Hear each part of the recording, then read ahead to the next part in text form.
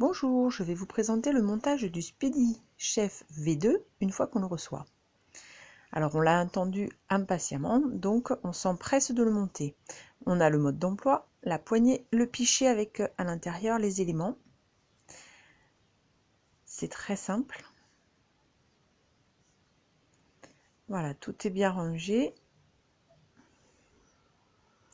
Donc on va trouver un entonnoir, un rond caoutchouc qui va éviter le dérapage et les pales.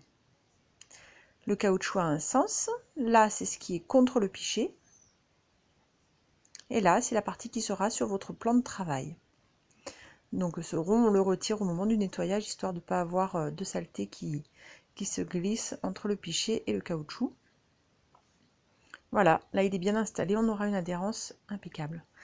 Les pattes sont équipées d'une zone rectangulaire, bien sûr adaptée à l'ergot qui l'attend. Donc cette partie vient se mettre en place et nous avons une petite fenêtre où on va voir apparaître la zone blanche indiquant qu'on a bien mis la pale jusqu'au fond.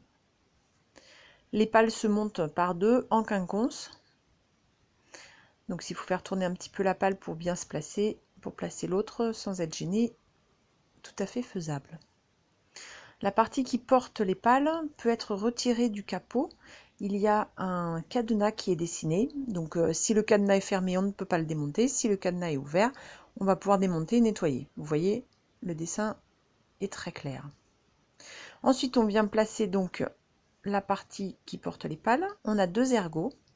Et ces ergots doivent se placer dans la poignée.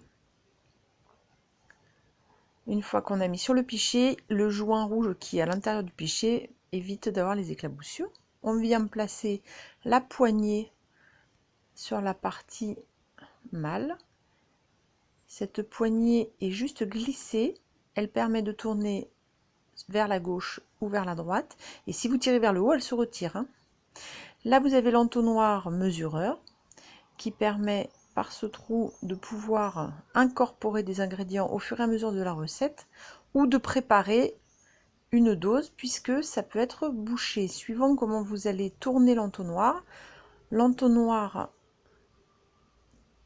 conservera la dose. Je vais vous montrer. Voilà, là c'est bouché. Donc on peut placer dedans par exemple de l'huile. On laisse couler un petit peu, on referme en faisant juste tourner l'entonnoir. Et là vous voyez je l'ai tourné et on voit le petit trou apparaître. Donc qui permet à la préparation de tomber. Là ici le Speedy Chef V2, pourquoi? Parce que deux vitesses. La première pour tout ce qui est blanc en neige, crème liquide battue en chantilly. Et la 2 dès qu'on va préparer des pâtes un peu plus épaisses. Ce qui permet de ne pas avoir à trop forcer tout en restant efficace. Et voilà, le Speedy Chef V2 est prêt. Bonne recette!